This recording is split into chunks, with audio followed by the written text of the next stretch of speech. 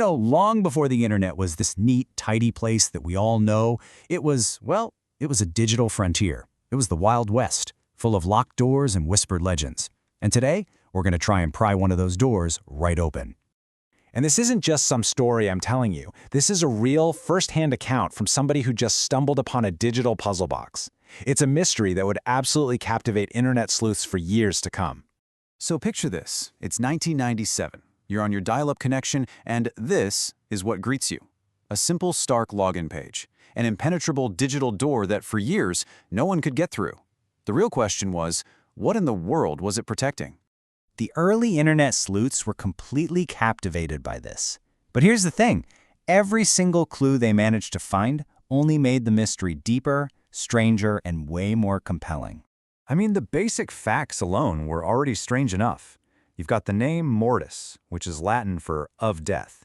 Super unsettling. Its owner had it actively scrubbed from internet archives like the Wayback Machine. But there was one detail, just one, that made absolutely no sense for the dial-up era. One single file link to the site was reportedly 39 gigabytes. Not to put that into perspective for you, back in 1997, the average computer hard drive held maybe 2 gigabytes? This wasn't just big, it was an impossibly, ridiculously massive amount of data. Eventually, the investigation led to just a single name, Thomas Ling. But you guessed it, instead of getting answers, Ling himself became the center of this bizarre new legend as the speculation just ran completely wild. Well, with that amount of data and that level of security, some people were convinced it had to be like a pass-through station for the CIA.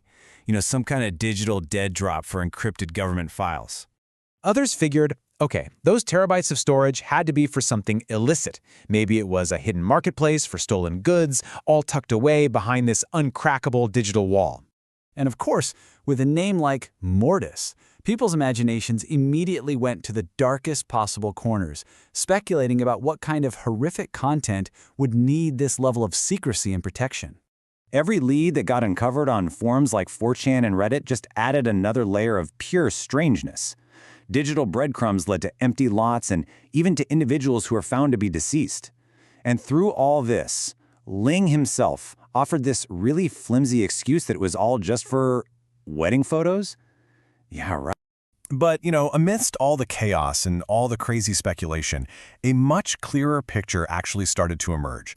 Investigators began to ignore the wild myths and instead decided to focus on the digital trail that Thomas Ling had actually left behind. So if you take a look at the other websites he registered, you start to see a really clear pattern.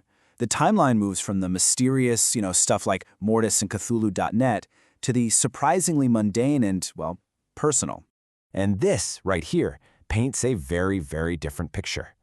Not of some shadowy mastermind or a government spook, but of a tech-savvy dentist from San Francisco who was just reserving domain names for his family, his business, and maybe trying a little domain flipping on the side. So if Thomas Ling was just a dentist, what explains the 39 gigabyte file?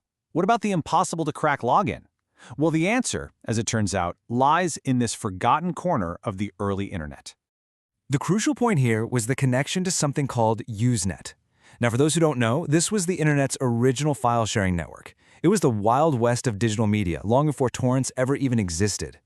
And this was the smoking gun. Sleuths found posts from users of Mortis.com on Usenet sharing huge files that were, without a doubt, pirated movies. This specific post, for example, looks like it's a link to the film Drive Angry. So, the grand conspiracy kind of collapses into something a lot more relatable. Mortis.com wasn't a CIA black site or some criminal enterprise. It was most likely just a private server, a personal, homebrewed version of Netflix for his friends and family years before streaming was even a thing. So, with the mystery pretty much solved, why do we still talk about Mortis.com? Well, it's because its legacy isn't really about the website itself. It's about why we were all so captivated in the first place. You see, the owner's deliberate erasure of the site was maybe the most important part of this whole story. By taking it down and scrubbing it from the archives, Thomas Ling basically ensured that the digital ghost story would always be way more famous than the simple reality. Ultimately, Mortis.com is a testament to our absolute fascination with the unknown. It's a story from an era before every click was tracked and every single page was saved, and it's a powerful reminder that even in our hyper-connected world, some doors are just meant to remain closed.